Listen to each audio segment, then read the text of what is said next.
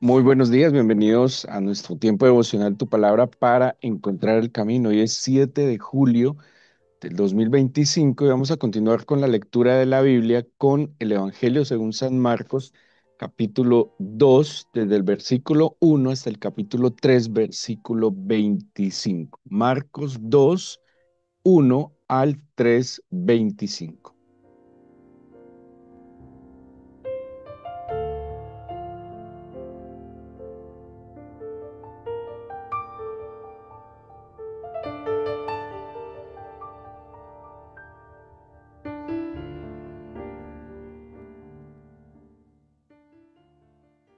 Bueno, como hemos venido leyendo durante este mes, identificando la importancia de la ciudad de Cafarnaún en el ministerio del Señor Jesús, pues ya enfocados en esto, es mucho más fácil identificar cómo el Señor iba y volvía y se movía en torno a esta ciudad, ¿sí? Entonces, cuando se mira ya con más detalle y tratando de observar la ubicación geográfica del Señor y de los apóstoles, pues identificamos que claramente el Señor en Cafarnaún, desde Cafarnaún y moviéndose en el entorno, pues hizo la gran parte de su ministerio, ¿sí? Veíamos que en Cafarnaún se hicieron sanidades, liberaciones, él llamaba a los discípulos y de allí, que como nos dicen los evangelios, la fama del Señor se difundió incluso más allá de las fronteras de la Tierra Santa. Quisiera centrarme en unos versículos. Bueno, los milagros, seguramente en todos los evangelios, son casi los mismos, por lo menos en los sinópticos, que son Mateo, Marcos y Lucas. Algunos tienen detalles diferentes, pero prácticamente son los mismos. Pero quisiera centrarme en algo que incluso tocamos ayer un poco en nuestro culto en el Monte Sión, y está en el capítulo 3 versículos 13 al 19 y tiene que ver con el llamado que el Señor le hace a los apóstoles. Bueno, el Señor tuvo muchos discípulos, según San Pablo. Él habla, por ejemplo, que cuando el Señor Jesús resucita, Él se le aparece en vida, glorificado, a por lo menos 500 personas. Entonces, se presume que estas 500 personas a las cuales el Señor se le apareció ya resucitado, pues hicieron parte de ese grupo de discípulos cercanos al Señor. Bueno, habla que incluso en el aposento alto, cuando vino el Espíritu Santo, el día de Pentecostés, había en el aposento alto 120 personas. Entonces, estamos hablando de un número significativo de seguidores, de discípulos del Señor, pero en medio o de entre estos 120, 500 que menciona San Pablo, pues el Señor había escogido a 12. Sabemos que de esos 12 uno le falló, y y este llamado de estos 12 en medio de estos 500 pues tenía una meta, un propósito específico, y es que estos 12, bueno, 11 que quedaron, iban a liderar a estos otros discípulos y seguidores del Señor para que se cumpliera la evangelización, ¿sí? O sea, que en sí, ¿qué es la evangelización? La evangelización es la posibilidad de aplicar a cada individuo o a los individuos la obra redentora del Señor Jesús. O sea, el Señor hace la obra y el Señor, digamos, hace la parte más difícil de la salvación, que es morir en la cruz, que es llevar sobre sí nuestro pecado, que es asumir el precio, la deuda que nosotros teníamos, y ya, pues, ¿cómo tiene sentido ese sacrificio y esa obra redentora? Pues que tenga una aplicación, y la manera de que esa obra redentora aplique a los individuos es llevada a través de la evangelización, ¿sí? Eso es la evangelización. El Evangelio tiene unos fundamentos que deben tenerse en cuenta para que sea el Evangelio de Jesucristo, ¿sí? O sea, si, se los digo, o sea, si el centro del mensaje es la prosperidad, si el centro del mensaje es la felicidad, si el centro del mensaje es, no sé, la fama, eso es un evangelio, llámelo como quiera, pero ese no es el evangelio de Jesucristo. El evangelio de Jesucristo, Hijo de Dios, descendiente de David, el Mesías, tiene que ver con las verdades en que Él murió por cada uno de nosotros, llevó sobre sí nuestro pecado para darnos libertad y vida eterna. Los versículos 13 al 19 entonces del capítulo 3 dicen lo siguiente: después subió al monte y llamó así a los que él quiso y vinieron a él. Y estableció a 12 para que estuviesen con él y para enviarlos a predicar, y que tuviesen autoridad para sanar enfermedades y para echar fuera demonios. A Simón, a quien puso por sobrenombre Pedro, a Jacobo, hijo de Zebedeo, y a Juan, hermano de Jacobo, a quienes apellido Boanerges, esto es, hijos del trueno, a Andrés, Felipe, Bartolomé, Mateo, Tomás, Jacobo, hijo de Alfeo, Tadeo, Simón el cananista, y Judas Iscariote, el que le entregó, y vinieron a casa. Bueno, lo vimos en el Evangelio de San Mateo, como se conoce Cafarnaúm como la casa del Señor, como la ciudad del Señor. Fue allí donde habitó, así dicen también los evangelios, que él dejó Nazaret y vino y habitó en Cafarnaúm. Sí, la casa del Señor era, habíamos dicho, mencionado la semana pasada, el Señor nace en Belén, es criado en Nazaret, pero el ejercicio de su ministerio es en Cafarnaúm, y el desenlace final de su plan de redención se da en Jerusalén. Esas son las cuatro principales ciudades em, de la vida del Señor. Sí, hubo otras que visitó, fue y vino, vivió un tiempo en Egipto, pero sabemos entonces que el Señor se centra, su vida se centra en estas cuatro ciudades. Ahora, ¿qué dice aquí la Biblia? Dice que Él llamó así, ¿sí? Llamó así. Y ahorita vamos a hacer una comparación con un pasaje de Pedro que me llamó mucho la atención. Él hace el llamado, él hace la invitación, los llamó, vengan a mí, ¿sí? Vengan a mí.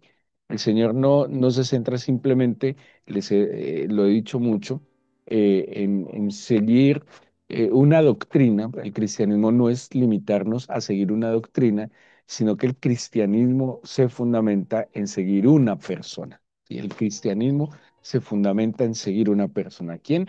A Jesucristo. Entonces los llamó así. ¿Cuál fue la reacción de los discípulos?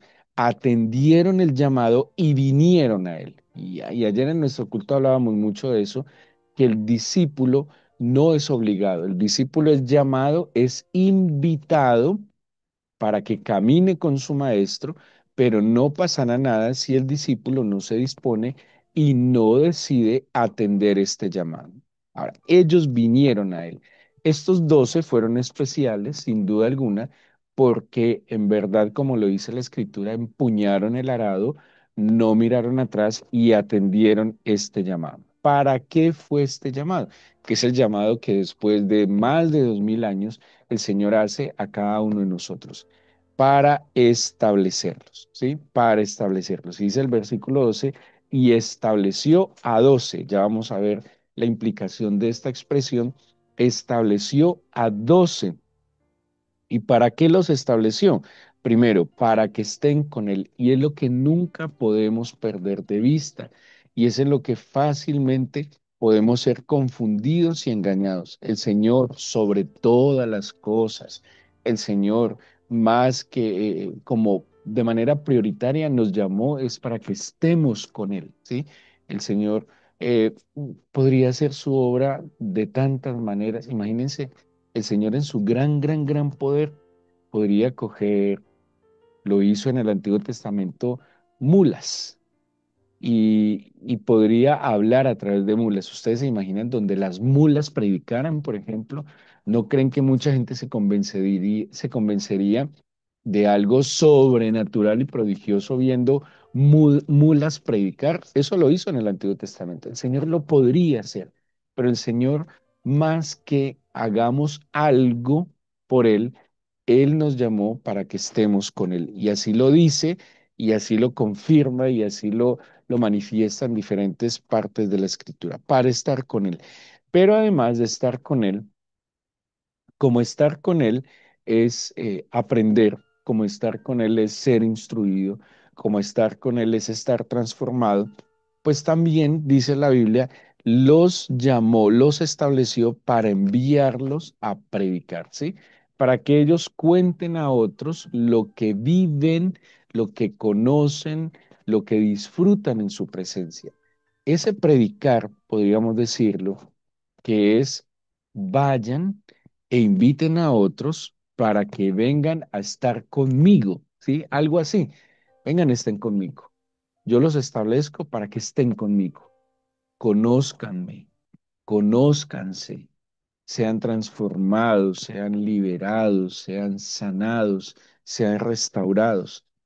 Pero esto mismo que ustedes están conociendo, ahora cuéntenselo a otros para que vengan y estén conmigo, ¿sí? Algo así sería lo que está planteando la Biblia de que los establece para que estén con Él y luego para predicar. Pero también les da autoridad, dice, estar con Él implicaba darles autoridad para dos cosas fundamentalmente. No es autoridad para dominar a las personas, de ninguna manera, porque la autoridad que el Señor da es para sanar enfermos y para echar fuera demonios, para sanar enfermos y para echar fuera demonios.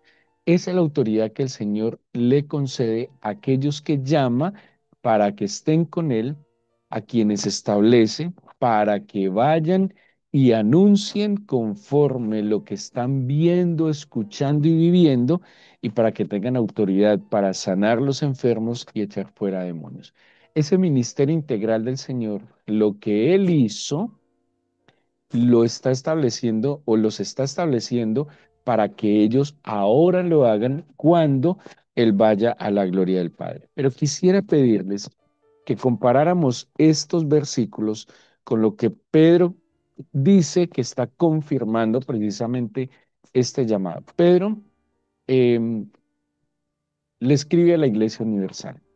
El Señor ya ha muerto, el Señor ya ha resucitado, el Señor ya ha ascendido a la gloria del Padre. El Señor ha enviado a su Santo Espíritu. La iglesia ha empezado a expandirse porque aquellos que fueron establecidos, que estuvieron con el Señor, fueron enviados a predicar y efectivamente ellos salieron a predicar por las circunstancias que sean.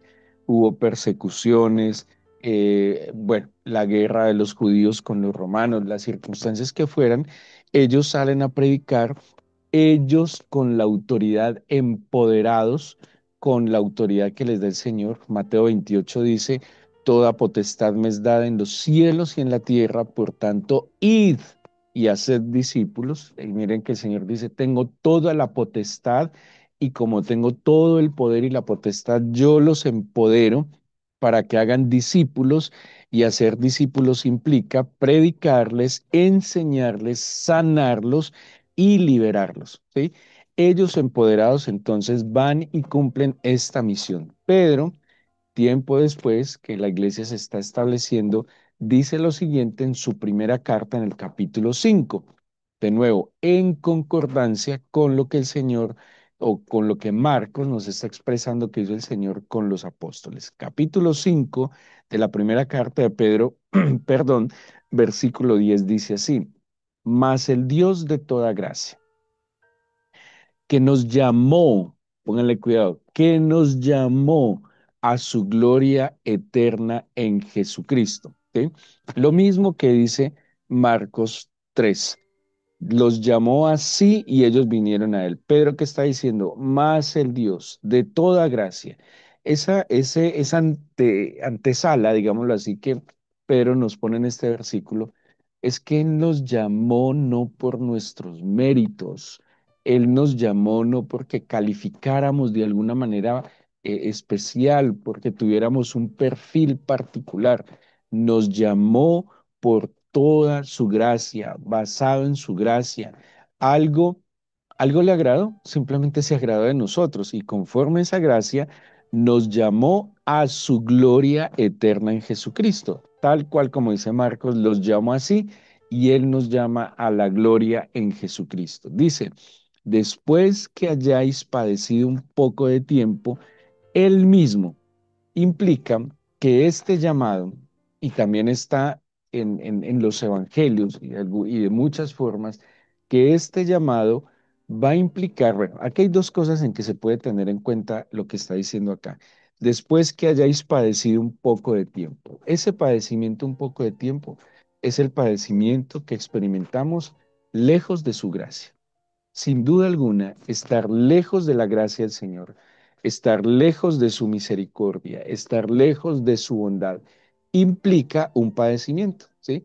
Y seguramente Pedro está asumiendo que nosotros hemos padecido, sufrido por no, o más bien por el desconocimiento que hemos tenido del Señor, pero que después de ser llamados, después de ese padecimiento, Él tal cual como lo dice Marcos, con otras expresiones, dice, nos establezca, perdón, perfeccione, afirme, fortalezca y establezca. Y quisiera invitarlos a que tengamos en cuenta estas expresiones. Dice, perfecciona.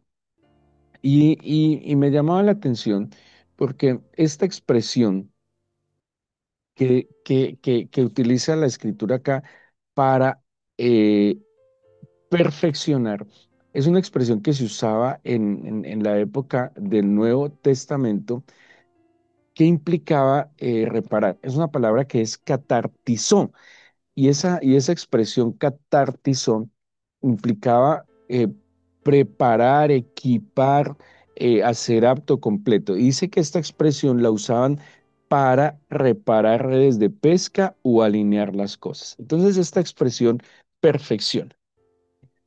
Nosotros cuando pues vinimos a este mundo y empezamos a interactuar con la sociedad lejos del Señor, ¿sí? Así hayamos nacido tal vez en una familia religiosa o creyente, es muy posible que la misma interacción con la sociedad nos desalinee, ¿sí? Por el uso. Es como un vehículo, usted compra un vehículo nuevo y el vehículo nuevo está completamente ajustado, alineado, pero con el pasar del tiempo, por las circunstancias del camino, hay una desalineación, las cosas se van desajustando y por eso necesitan ser o necesitan un mantenimiento para que vuelvan a ese diseño original para que se ajusten. Esa expresión que usa entonces Pedro que dice, aquel que los llama a su gloria eterna entendiendo que han y que hemos de padecer, o más bien por haber padecido, Él tiene la capacidad y es como el anhelo de Pedro de que sean perfeccionados, en el sentido de que vuelvan a estar alineados, que sean sincronizados, que sean restaurados. Esa sería la implicación de esta expresión que aparece aquí en Pedro. O sea, que Él nos llama para que al estar con Él nosotros seamos restaurados, para que volvamos a ese diseño original. Las emociones se desajustan, la mente se desajusta, se desalinea, lejos del Señor por la interacción con el mundo. El mundo siempre nos está generando un estrés, el mundo siempre nos está generando una carga. Las mentiras, los engaños, las tendencias, la maldad socava el corazón. La maldad, sin duda alguna, puede generar desánimo. Las circunstancias extrañas que pasan en nuestro entorno, claro que van minando nuestro corazón. Y esta expresión que se traduce como perfeccione, tiene que ver entonces que podamos volver a ese diseño original. Pero luego dice, afirme. Y esta expresión de afirmar que viene de la palabra, es un poco difícil, estérix, tiene que ver con poner algo sólido, ¿sí? Con algo que está sobre algo inconmovible, ¿sí? Sugiere entonces que el Señor va a fortalecernos, dándonos una estabilidad y firmeza frente a las pruebas. Entonces, claro, si nos alinea si nos sincroniza, si nos ajusta, que esa es la expresión o lo que quisiera decir esta expresión, perfeccione, entonces al hacer esto nos ayuda a generar o nos da más bien una capacidad de poder soportar y enfrentar las circunstancias que van a seguir viniendo en el camino, porque hay una realidad. El hecho de que entreguemos nuestro corazón y nuestra vida al Señor no quiere decir que el camino cambie o que las circunstancias cambien. En el mundo estamos, dijo el Señor, y en el mundo tendremos aflicción, ¿sí? Y según lo que la misma Biblia advirtió, pues las cosas en el mundo no es que tiendan a ser mejor, sino que por el contrario, en la medida en que el ser humano se multiplica, tristemente también se está multiplicando la violencia y la corrupción. Y nosotros tenemos la oportunidad en el Señor de ser equipados, de ser fortalecidos de tal manera que todas estas situaciones que vengan nos van, o sea, vamos a tener la capacidad de enfrentarlas y de poder seguir eh, avantes en ellas. La tercera expresión que dice entonces tenemos que los afirme, perdón, perfeccione, afirme, luego que los fortalezca, ¿sí? Que los fortalezca. Y tiene que ver, dice la expresión estenos, que implica eh, enfatizar un fortalecimiento ya sea físico o espiritual. El Señor nos dota de la fuerza interior para perseverar, para resistir. Entonces, somos restaurados, ¿sí? Somos establecidos, o sea, nos restaura, nos da una firmeza y esa firmeza nos permite entonces estar fuertes para resistir y perseverar. ¿Sí ven? Por eso hay que ser muy claros en lo que la Biblia nos dice. La Biblia en ninguna manera y en ningún momento nos dice que el hecho que nos acerquemos al Señor a estar con Él, que las cosas no van a ser desafiantes o que van a ser fáciles. En ningún momento el Señor dijo, venid en pos de mí, seguidme, que todo será como, no sé, Alicia en el País de las Maravillas, que todo será como un cuento de hadas, como Heidi en los campos buscando las ovejitas. No, la Biblia claramente nos advirtió que este camino también tendría y demandaría esfuerzo, disciplina, perseverancia y constancia para mantenernos aún en medio de las circunstancias adversas que se vienen. Pero pregunto, ¿es que si no estuviéramos con el Señor, la vida sería más fácil? ¿Es que si no estuviéramos con el Señor, la vida sería color de rosas? No, porque el mismo mundo, esa es la circunstancia del mundo, implicaba aflicción, solo que la diferencia está en que estando con el Señor voy a estar apto, completo, perfeccionado, fuerte para poder salir avante en estas situaciones. Y por último dice Pedro, establezca. Entonces, perfeccione, afirme, fortalezca y establezca. Y esta expresión se refiere entonces a lo que Dios o al lugar donde Dios nos coloca. Dice 1 Corintios 3:11, nadie puede poner otro fundamento que el que ya está puesto, el cual es Jesucristo. ¿Qué es lo que hace el Señor? Él nos pone en una estructura, nos establece en una base completamente sólida, ¿sí? Se refiere entonces a ese fundamento firme que asegura nuestra estabilidad. Porque ¿qué hace un movimiento telúrico? Un temblor, ¿sí? Un sismo.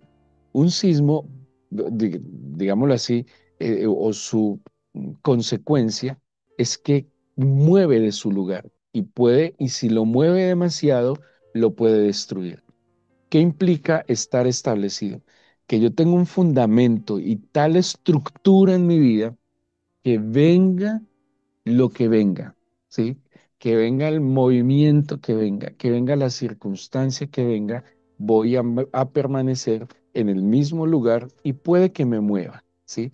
Pero nunca me destruirá. Entonces, miren que el llamado que el Señor hace, en últimas, ¿a quién beneficia? a nosotros y a cada uno de aquellos a los cuales nosotros vayamos. El llamado que el Señor nos hace a estar con Él es para implementarnos y llenarnos de su gracia para que podamos sobrellevar las circunstancias de la vida, pero que también nosotros, como al disfrutarlo, no lo guardemos egoístamente, sino que lo compartamos con otros, ¿sí? No se trata de objetivos numéricos, esto no se trata de llenar un salón de una iglesia, esto no se trata de cumplir unas metas numéricas, se trata más bien, si fuera de esa forma, de llenar los cielos, de permitir que lo que hemos recibido de gracia, otros también lo reciban de gracia. El Evangelio llegó a nuestras vidas porque alguien fue sensible a nuestra necesidad y no se guardó lo que el Señor le había concedido. De nuevo e insistentemente la Biblia nos llama a que entendamos que es esa primera llamada es para que estemos con Él. Usted está aquí esta mañana porque quiso acercarse al Señor, más que escuchar un mensaje, más que escuchar una doctrina, más que escuchar una persona, es ser instruidos en la palabra del Señor para que estemos más cerca del Señor. Esto que yo hago, esta labor que yo hago como siervo del Señor, tiene sentido, en el efecto que genera en que usted se acerque de manera personal, permanente con el Señor, que su corazón experimente inquietud en estar cerca de Él, que su corazón experimente inquietud en buscarlo, en escudriñar las escrituras, en ir un poco más allá. Eso le da sentido a esta labor que yo hago, que inquiete sus corazones, que inquiete sus mentes para que comprendan que lejos del Señor nada somos y lejos del Señor nada podemos hacer. Por eso, Padre eterno, en esta mañana, en el nombre de tu Hijo Jesucristo, te pedimos que nos acerques a ti, Señor, que podamos ser tan sensibles a tu llamado, que podamos ser tan sensibles a tu voz, que por encima de cualquier circunstancia, eh, por encima de cualquier adversidad, desafío, oportunidad, bendición, Padre, que nosotros tengamos la claridad de que fuimos llamados para estar contigo por tu gracia, no por mis méritos, para ser perfeccionados, para ser afirmados, fortalecidos y establecidos, para que en todo, Señor, sea dada la gloria a tu nombre y que tú te manifiestes en nosotros y a través de nosotros. Señor, que así como el sol salió esta mañana, que así como el sol salió para iluminar nuestros ojos y en la medida que pasen las horas, irá trayendo calor a nuestros cuerpos, así te pido que hoy tu palabra y tu espíritu surja en medio de nosotros como luz para poder tener claridad en el camino por el cual vamos a andar, pero para que también, Señor, el calor de tu espíritu avive tu obra en nosotros, dinamice nuestras vidas y nos movamos conforme a tu voluntad. Entréguele al Señor este día, entréguele al Señor su camino, entréguele al Señor sus responsabilidades, entréguele al Señor también sus necesidades y anhelos. Danos tu bendición. Ve delante de nosotros, pero también en nuestra retaguardia, Señor, cuidándonos, guardándonos y amparándonos. Señor, te lo pido y te agradezco que escuches nuestra oración en el nombre de Jesús. Amén.